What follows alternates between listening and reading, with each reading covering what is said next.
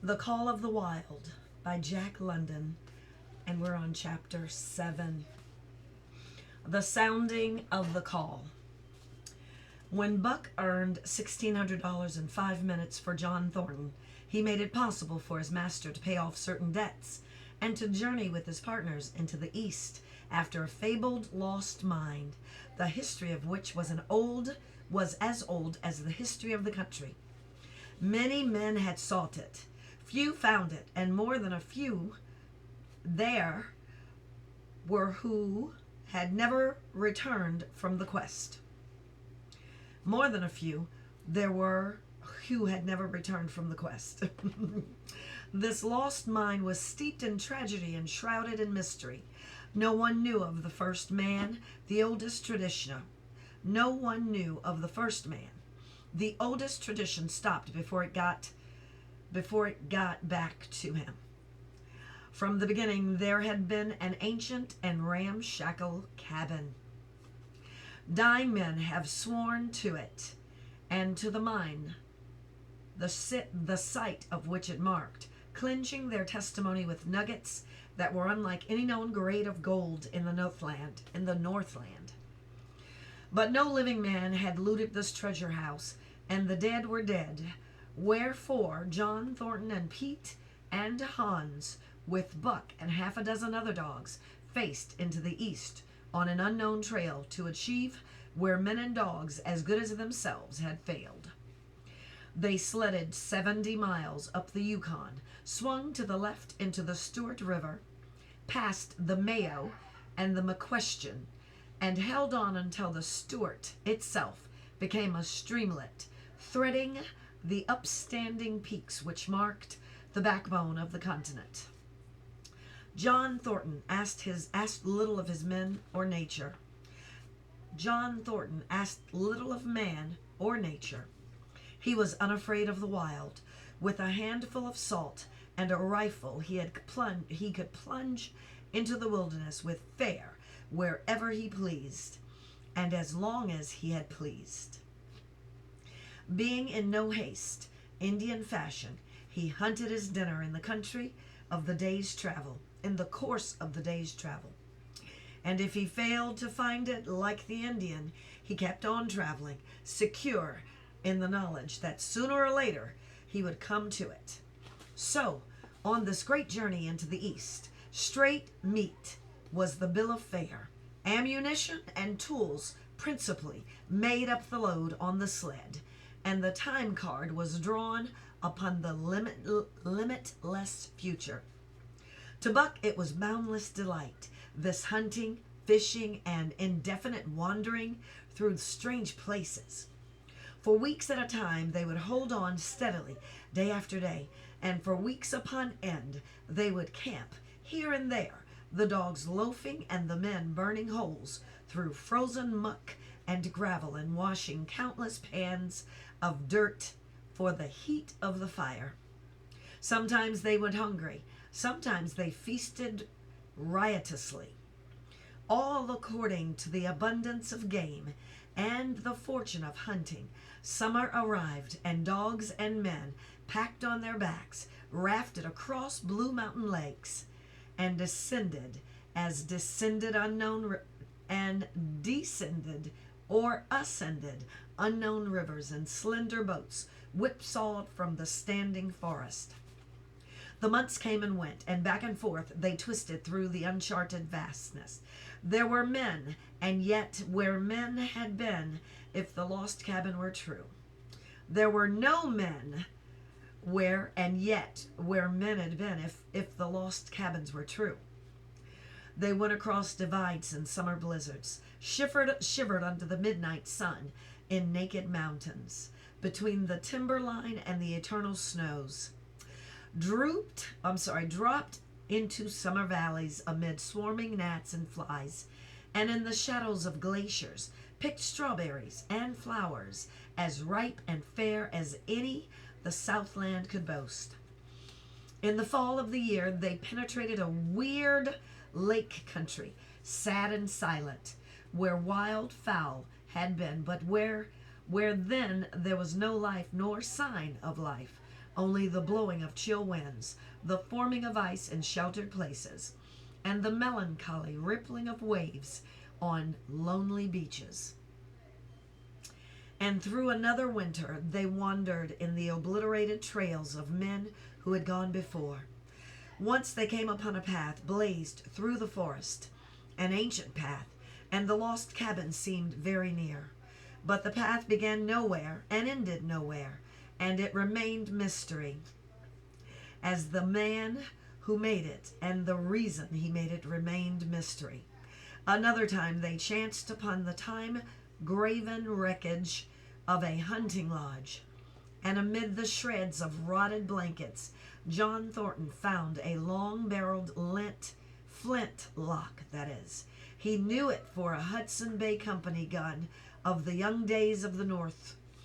He knew it for a Hudson Bay Company gun of the young days of the Northwest, when such a gun was worth its height in beaver skins packed flat. And that was all. No hint as to the man who in an early day had reared the lodge and left the gun amongst the blankets.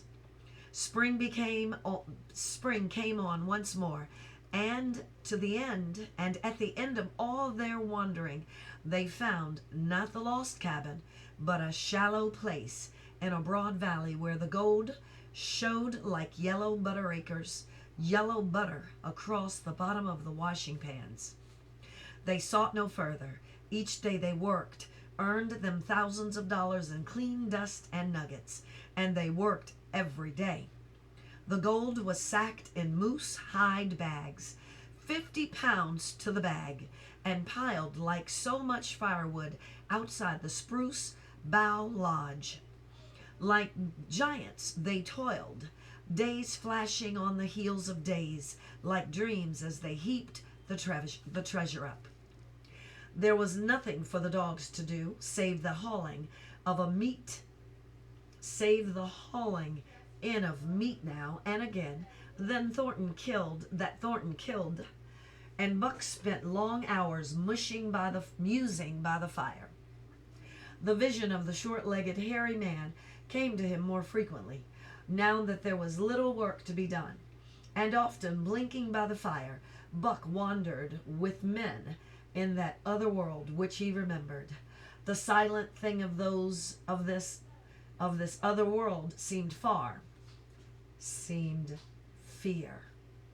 When he watched the hairy man sleeping by the fire, head between his knees and hands clasped above, Buck saw that he slept restlessly, with many starts of awakenings, at which times he would peer fearfully into the darkness and fling more wood upon the fire. Did they walk by the beach of a sea where the hairy man gathered shellfish and ate them as he gathered? It was with eyes that roved everywhere for hidden danger, and with legs prepared to run like the wind at its first appearance. Through the forest they crept noiselessly, Buck at the hairy man's heels, and they were alert and vigilant, the pair of them, ears twitching and moving with nostrils quivering, for the man heard and smelled as keenly as Buck. The hairy man could spring up into the trees and travel ahead as fast as on the ground, swinging by the arms from limb to limb, climbing a dozen feet apart, letting go and catching, never falling, never missing his grip. In fact, he seemed as much at home among the trees as on the grounds, and Buck had memories of nights of vigils spent beneath the trees, whereas the hairy man roosted, holding on tightly as he slept. And closely akin to the visions of the hairy man was the call still sounding in the depths of the forest. It filled him with a great unrest and strange desires. It caused him to feel a vague, sweet gladness, and he was aware of wild yearnings and stirrings for he knew not what. Sometimes he pursued the call into the forest, looking for it as though it was a tangible thing, barking softly or defiantly as the mood might dictate. He would thrust his nose into the cool, wood moss, or into the earth smells. Or he would crouch for hours, as if in concealment, behind fungus covered trunks of fallen trees, wide eyed and wide eared to all that moved and sounded about him. It might be, lying thus, that he hoped to surprise this call he could not understand, but he did not know why he did these various things. He was impelled to do them, and did not reason about them at all. Irresistible impulses seized him. He would be lying in camp, dozing lazily in the heat of the day, when suddenly his head would lift and his ears cock up, intent and listening, and he would spring to his feet and dash away, and on for hours, through the forest aisles and across the open spaces where the niggerheads bunched. What the heck is that? Here's what it's actually spelled Niggerheads. One word, niggerheads. And the definition says clusters of dark colored vegetation found in the Arctic. You would come at the sound of niggerheads, Avery. I've heard it. Okay, I'm sorry she heard it. Okay, brown-skinned folks like myself might be a little sensitive to words like such. And I'm completely joking. It means absolutely nothing to this brown-skinned, beautiful woman. Talking about myself and that pretty girl in the background. Anyway, let me continue. He loved to run down dry water courses and to creep and spy upon the bird life in the woods. For a day at a time, he would lie in the underbrush where he could watch the partridges drumming and strutting up and down. But especially he loved to run in the dim twilight of the summer midnights, listening to the subdued and sleepy murmurs of the forest, reading signs and sounds as man may read a book, and seeking for the mysterious something that called, waking or sleeping, at all times for him to come. One night he sprang from sleep with a start, eager-eyed nostrils quivering and scenting, his mane bristling in concurrent waves. From the forest came the call, or one note of it, for the call was many-noted, distinct and definite, as never before, a long-drawn howl, like yet unlike any noise made. Let me read that again. A long-drawn howl, like yet unlike any noise made by husky dog, and he knew it in the old familiar way, as a sound heard before. He sprang through the sleeping camp, and in swift silence dashed through the woods. As he drew closer to the cry, he went more slowly, with caution in every movement, till he came to an open place among the trees, and looking out, saw, erect on hunches, with nose pointed to the sky, a long, lean timber wolf. He had made no noise, yet it ceased from its howling. Tried to sense his presence. Buck stalked into the open, half crouching, body gathered compactly together, tail straight and stiff, feet falling with unwonted care. Every moment advertised coming led, threatening an overture of friendliness. It was the menacing truce that marks the meeting of wild beasts that prey. Prey, P-R-E-A. But the wolf fled at sight of him. He followed with wild leaping in a frenzy to overtake. He ran him into a blind channels in the bed of the crook, where a timber jam barred the way. The wolf whirled about, pivoting on his hind legs, about the fashion of Joe and of all cornered husky dogs, snarling and bristling, clipping his teeth together in a continuous and rapid succession of snaps. Buck did not attack, but circled about and hedged him in with friendly advances. The wolf was suspicious and afraid, for Buck made 3 of him in weight, while his head barely reached Buck's shoulders. Watching his chance, he darted away and the chase was resumed. Time and again he was cornered, and the thing repeated, though he was in poor condition, or Buck could not so easily have overtaken him. He would run till Buck's head was even with his flank, when he would whirl around at bay, only to dash away again at the first opportunity. But in the end, Buck's pertinacity was renewed, for the wolf, finding that no harm was intended, finally sniffed noses with him. Then they became friendly, and played about in the nervous, half-coy way with which fierce beasts belie their fierceness. After some time of this, the wolf started off at an easy lope, in a manner that plainly showed he was going somewhere. He made it clear to Buck that he was to come, and they ran side by side through the sombre twilight, straight up the creek bed into the gorge from which it issued, and across the bleak divide where it took its rise. On the opposite slope of the watershed, they came down into a level country where were great stretches of forest and many streams, and through these great stretches they ran steadily, hour after hour, the sun rising higher and the day growing warmer. Buck was wildly glad. He knew he was at last answering the call, running by the side of his wood brother to answer toward the place from where the call surely came. Old memories were coming upon him fast, and he was stirring to them as of old he stirred to the realities of which they were the shadows. He had done this thing before, somewhere in that other dimly remembered world, and he was doing it again, now, running free in the open, the unpacked earth underfoot, the wide sky overhead. They stopped by a running stream to drink, and stopping, Buck remembered John Thornton. He sat down.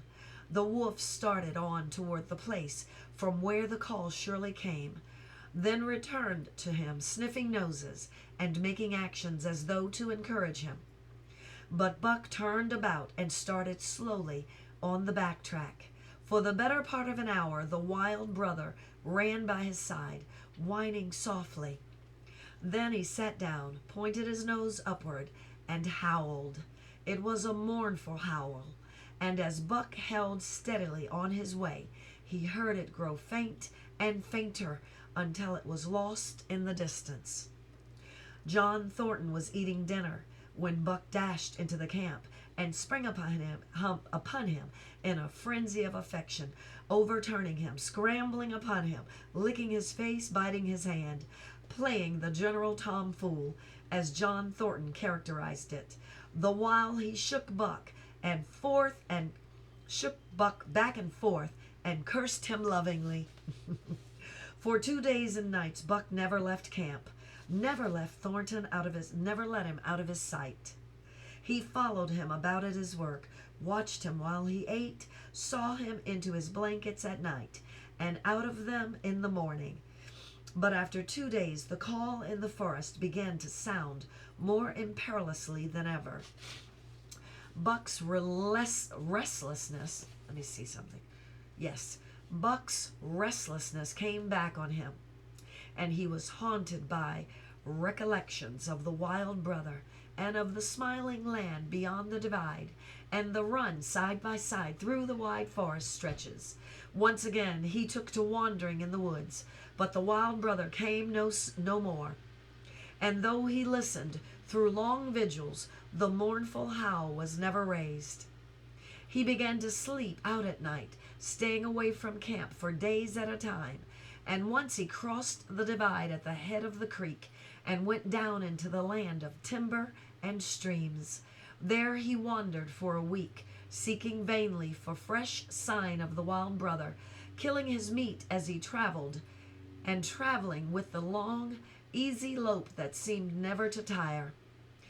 He fished for salmon in a broad stream that emptied somewhere into the sea, and by this stream he killed a large black bear, blinded by the mosquitoes while likewise fishing, and a raging through the forest helpless and terrible.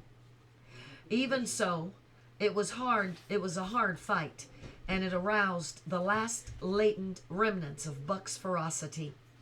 And 2 days later, when he returned to his kill and found a dozen wolverines quarreling over the spoil, he scattered them like chaff, and those that fled left two behind who would crawl no more. I think Buck killed him.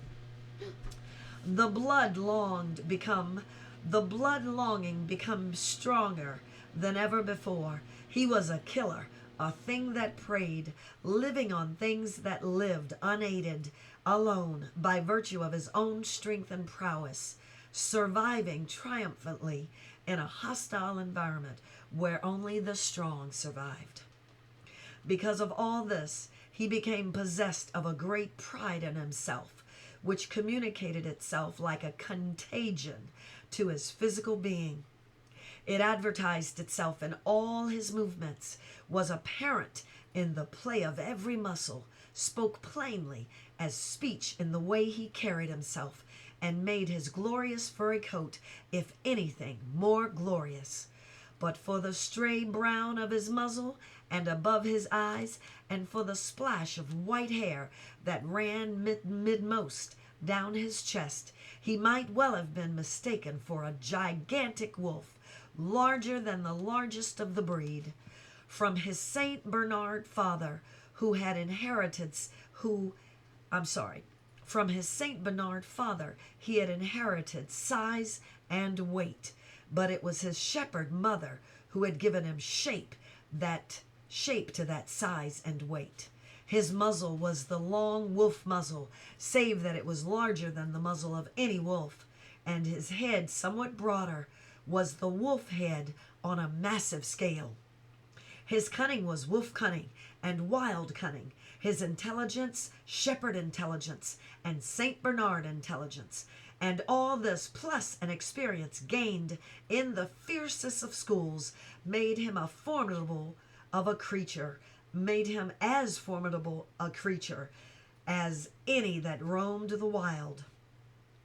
A carnivorous animal, living on a straight meat diet, he was in full flower, at the high tide of his life, overspilling with vigor and virility. When Thornton passed a caressing hand along his back, a snapping and crackling followed the hand, each hair discharging its pent magnetism at the contact. Every part, brain and body, nerve, tissue, and fiber, was keyed to the most exquisite pitch, and between all the parts there was a perfect equilibrium or adjustment. To sights and sounds and events which required action, he responded with lightning-like rapidness basically. Quickly as a husky dog could leap to defend from attack or to attack, he could leap twice as quickly. He saw the movement or heard sound and responded in less time than any dog required to compass the mere seeing or hearing. He perceived and determined and responded in the same instant. In point of fact, the three actions of perceiving, determining, and responding were sequential, but so infinitesimal were the intervals of time between them that they appeared simultaneous. His muscles were surcharged with vitality and snapped into place sharply, like steel springs. Life streamed through him in splendid flood, glad and rampant, until it seemed that it would burst him asunder in sheer ecstasy and pour forth generously over the world. "Never was there such a dog," said John Thornton one day, as the partners watched Buck marching out of camp. "When he was made, the mold was broke," said Pete. "When he was made, pre-jingo, I think so myself," Hans affirmed. They saw him marching out of camp, but they did not see the instant and terrible transformation which took place as soon as he was within the secrecy of the forest. He no longer marched. At once he became a thing of the wild, stealing along softly, cat-footed, a passing shadow that appeared and disappeared among the shadows. He knew how to take advantage of every corner, every cover, to crawl on his belly like a snake, and like a snake to leap and strike. He could take a P-T-A-R-M-I-G-A-N. A ptarmigan. I'm thinking the P is silent. Like, what's another word where the P is silent? Ptolemy or Ptolemy? This is similar. Ptarmigan. Ptarmigan or ptarmigan or ptarmigan. I don't know the definition of that. Look it up, Avery, while I'm in it. P-T-A-R-M-I-G-A-N. What do you think it means? What? P-T-A-R-M-I-G-A-N. Don't tell me yet. Oh, it's a What's the origin of the word? it's a bird. Oh, a ptarmigan then. Is it a ptarmigan I said organ. or ptarmigan or ptarmigan? Wait, listen. All right, let me keep going. Ptarmigan. Ptarmigan. Ptarmigan. So the P is silent. Like a ptarmigan from its nest. If I'd kept reading, I would have known what it was. But it's a great new word. I've never heard of it. Have you guys? Make a note. Let me know in the comments, okay? He could take a ptarmigan from its nest, kill a rabbit as it slept, and snap in midair the little chipmunks fleeing a second too late from the trees. Fish in open pools were not too quick for him, nor were beavers mending their dams to worry. He killed to eat, not from wantonness, but he preferred to eat what he killed himself. So a lurking humor ran through his deeds, and it was his delight to steal upon the squirrels, and when he had all but had them, to let them go chattering in mortal fear to the treetops. As the fall of the year came on, the moose appeared in greater abundance, moving slowly down to meet the winter in the lower and less rigorous valleys. Buck had already dragged down a stray part-grown calf, but he wished strongly for larger and more formidable quarry, and he came upon it one day on the divide at the head of the creek, that is. A band of 20 moose had crossed over from the land of streams and timber, and chief among them was a great bull. He was in a savage temper, and standing over 6 feet from the ground, was as formidable an antagonist as even Buck could desire. Back and forth the bull tossed his great palmated antlers, branching to 14 points and embracing 7 feet within the tips, with his small eyes burned with a vicious and bitter light, while he roared with fury at the sight of Buck. From the bull's side, just forward of the flank, protruded a feathered arrow end, which accounted for his savageness. Guided by this instinct, which came from the old hunting days of the primordial world, Buck proceeded to cut the bull out from the herd. It was no slight task. He would bark and dance about in front of the bull, just out of reach of the great antlers and of the terrible splay hooves, which could have stamped his life out with a single blow. Unable to turn his back on the feigned danger and go on, the bull would be driven from paroxysms of rage. Paroxysms, Paroxysms. At such moments he charged Buck, who retreated craftily, luring him on by a simulated inability to escape. But when he was thus separated from his fellows, two or three of the younger bulls would charge back upon Buck and enable the wounded bull to rejoin the herd. There is a patience of the wild, dogged, tireless, persistent as life itself, that holds motionless for endless hours to splendor in its web, the snake in its coils, the panther in its ambuscade, ambuscade, ambuscade. This patience belongs particularly to life when it hunts its living food, and it belonged to Buck as he clung to the flank of the herd, retarding its match, irritating the young bulls, worrying the cows with their half-grown calves, and driving the wounded bull mad with helpless rage. For half a day this continued. Buck multiplied himself, attacking from all sides, enveloping the herd in a whirlwind of menace, cutting out his victim as fast as it could rejoin its mates, wearing out the patience of creatures preyed upon, which is a lesser patience than that of creatures preying. As the day wore long and the sun dropped to its bed in northwest, the darkness had come back and the fall nights were 6 hours long. The young bulls retraced their steps more and more reluctantly to the aid of their best leader. The downcoming winter was harrying them on the lower levels, and it seemed they could never shake off the tireless creature that held them back. Besides, it was not the life of the herd or of the young bulls that was threatening. The life of only one member was demanded, which was a remoter interest than their lives, and in the end they were content to pay the toil. As twilight fell, the old bull stood with lowered head, watching his mates, the cows he had known, the calves he had fathered, the bulls he had mastered, as they shambled on at a rapid pace through the fading light.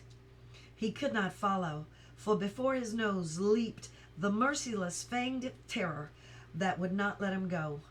300 weight, more than half a ton he weighed. He had lived a long life, strong life, full of fight and struggle, and at the end he faced death at the teeth of a creature whose head did not reach beyond his great knuckled knees. From then on, night and day, Buck never left his prey, never gave it a moment's rest, never permitted it to browse the leaves of trees, or the shoots of young birch and willow. Nor did he give the wounded bull opportunity to slake his burning thirst in the slender trickling streams they crossed. Often in desperation, he burst into long stretches of flight. At such times, Buck did not attempt to stay him, but loped easily at his heels, satisfied with the way the game was played, lying down when the moose stood still, attacking him fiercely when he strove to eat or drink.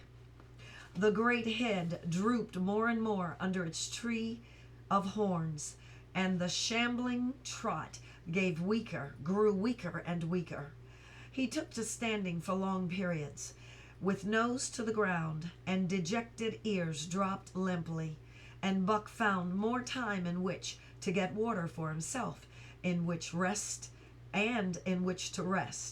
At such moments, panting with red lolling tongue, and with eyes fixed upon the big bull, it appeared to Buck that a change was coming over the face of things. He could feel a new stir in the land. As the moose was coming into the land, other kinds of life were coming in. The forest and streams and air seemed palpitant with their presence. The news of it was borne in upon him, not by sight or sound or smell, but by some other and subtler sense. He heard nothing, saw nothing, yet knew that the land was somehow different, and through it strange things were afoot and ranging, and he resolved to investigate after he had finished the business in hand. At last, at the end of the 4th day, he pulled the great moose down.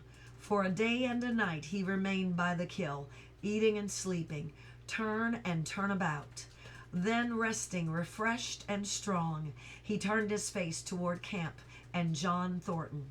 He broke into the long escape lope, as in a happy trot, and went on hour after hour, never at loss for the tangled way, heading straight home through strange country with the certitude of direction that put man and his magnetic needle to shame. As he held on, he became more and more conscious of the new stir in the land. There was life abroad in it, different from the life which had been there throughout the summer. No longer was this fact borne in upon him in such subtle, mysterious way. The birds talked about it, the squirrels chattered about it, the very breeze whispered of it. Several times he stopped and drew in the fresh morning air in great sniffs, reading a message which made him leap on with greater speed. He was oppressed with a sense of calamity happening, if it were not calamity already happened. And as he crossed the last watershed and dropped down into the valley toward camp, he proceeded with greater caution. 3 miles away he came upon a fresh trail that sent his neck hair rippling and bristling. It led straight toward camp and John Thornton. Buck hurried on swiftly and steadily and stealthily, every nerve straining and tense, alert to the multitudinous,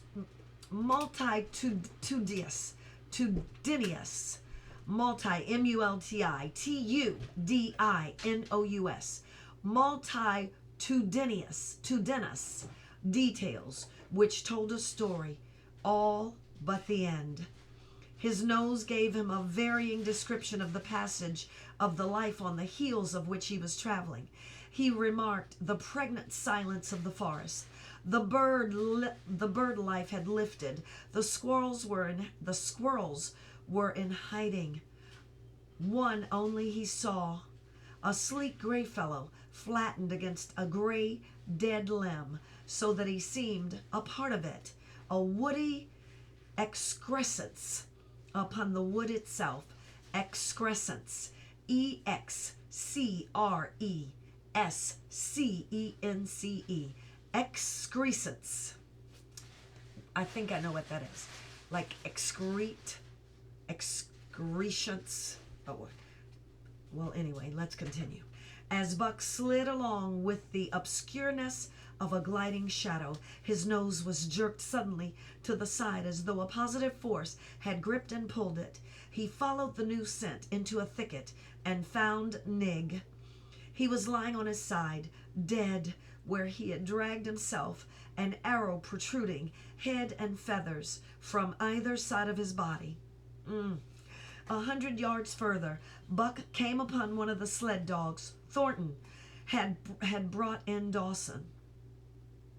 Okay, I'm sorry. 100 yards further on, Buck came upon one of the sled dogs Thornton had bought in Dawson. This dog was thrashing about in a death struggle directly on the trail, and Buck passed around him without stopping. From the camp came the faint sound of many voices, rising and falling in a sing-song chant. Bellying forward to the edge of the clearing, he saw Hans lying on his face, feathered from the arrows like a porcupine. At the same instant, Buck peered out where the spruce bow lodge had been and saw what made his hair leap straight up on his neck and shoulders. A gust of overpowering rage swept over him. He did not know that he growled, but he growled aloud with a terrible ferocity. For the last time in his life, he allowed passion to usurp cunning and reason, and it was because of his great love for John Thornton that he lost his head. The Yeehats were dancing around the wreckage of the Spruce Bough Lodge when they heard a fearful roaring and saw rushing upon them an animal the like of which they had never seen before. It was Buck, a live hurricane of fury, hurling himself upon them in a frenzy to destroy. He sprang at the foremost man. It was the chief of the Yeehats, ripping the throat wide open till the rent jugular spouted a fountain of blood. He did not pause to worry the victim, but ripped in, passing with the next bound, tearing wide the throat of a second man. There was no withstanding him. He plunged about in their very midst, tearing, rending, destroying in constant and terrific motion, which defied the arrows they discharged at him. In fact, so inconceivably rapid were his movements, and so closely were the Indians tangled together, that they shot one another with the arrows. The one young hunter, hurling a spear at Buck, in midair drove it through the chest of another hunter with such force that the point broke through the skin of the back and stood out beyond. Then a panic seized the Yeehats, and they fled in terror in the woods, proclaiming as they fled the advent of the evil spirit. And truly, Buck was the fiend incarnate, raging at their heels and dragging them down like deer as they raced through the trees. It was a fateful day for the Yeehats. They scattered far and wide over the country, and it was not till a week later that the last of the survivors gathered together in a lower valley and counted their losses. As for Buck, wearying of the pursuits, he returned to the desolate camp. He found Pete where he had been killed in his blankets in the first moment of surprise. Thornton's desperate struggle was fresh written on the earth, and Buck scented every detail of it down to the edge of a deep pool. By the edge, head and forefeet in the water, lay Skeet, faithful to the last. The pool itself, muddy and discolored from the sluish boxes, effectually hid what it contained, and it contained John Thornton. For Buck followed his trace into the water, from which no trace led away. All day Buck brooded by the pool, roamed restless about in the camp. Death as a cessation of movement, as a passing out and away from the lives of the living. He knew, and he knew John Thornton was dead. It left a great void in him, somewhere akin to hunger, but a void which ached, and which food could not fill. At times when he paused to contemplate the carcasses of the Yeehats, he forgot the pain of it, and at such times he was aware of the great pride of himself in himself, a pride greater than any he had experienced. He had killed man, the noblest game of all, and he had killed in the face of the law of club and fang. Wow. He sniffed the bodies curiously. They had died so easily. It was harder to kill a husky dog than them. They were no match at all, were it not for their arrows and spears and clubs.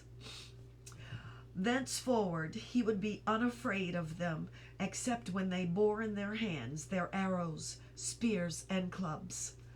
Night came on, and a full moon rose high over the trees into the sky, lighting the land till it lay bathed in ghostly day.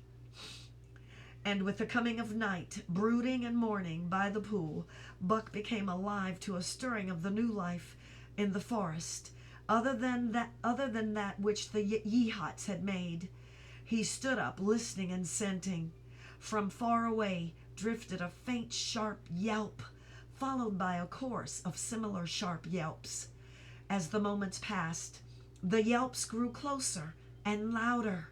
Again Buck knew them as things heard in that other world which persisted in his memory. He walked on to the center of the open space and listened. It was the call, the many-noted call, sounding more luringly and compellingly than ever before. And as never before, he was ready to obey. John Thornton was dead, the last tie broken. Man and the claim of man no longer bounded him, hunting their lives, their living meat, as the Yeehats were hunting it. On the flanks of the migrating moose, the wolf pack had at last crossed over the land of streams and timber and invaded Buck's Valley. Into the clearing where the moonlight streamed, they poured in a silvery flood. And in the center of the clearing stood Buck, motionless as a statue, waiting their coming. They were awed, so still and large he stood, and a moment's pause were awed so and a moment's pause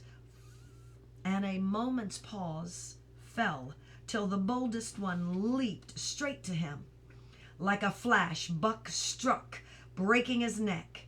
Then he stood without movement, as before, the stricken wolf rolling in agony behind him. 3 others tried it in sharp succession, and one after the other they drew back, streaming blood from slashed throats or shoulders.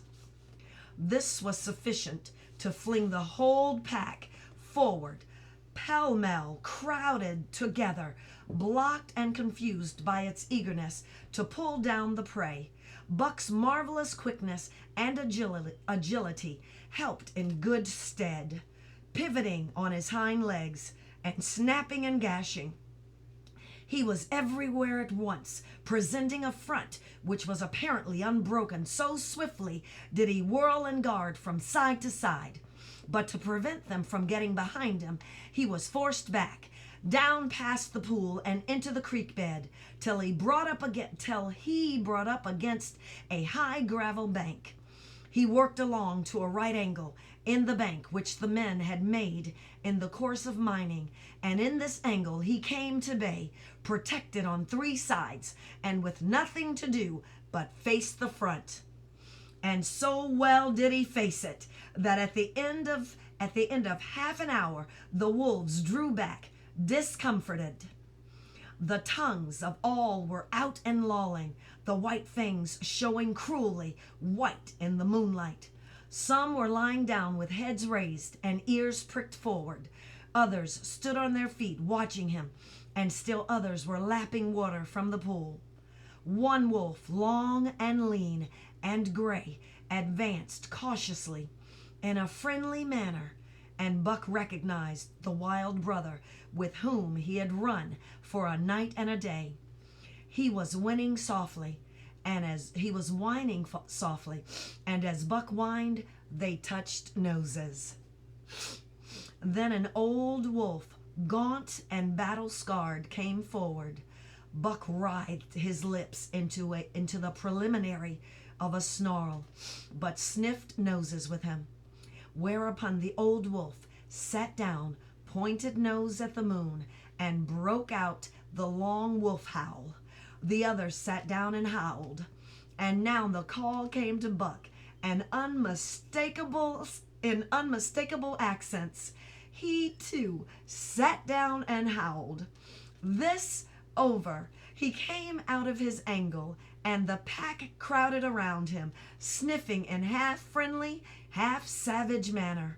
The leaders lifted the yelp of the pack and sprang away into the woods. The wolves swung in behind, yelping in chorus, and Buck ran with them side by side with the wild brother, yelping as he ran. And here may well end the story of Buck.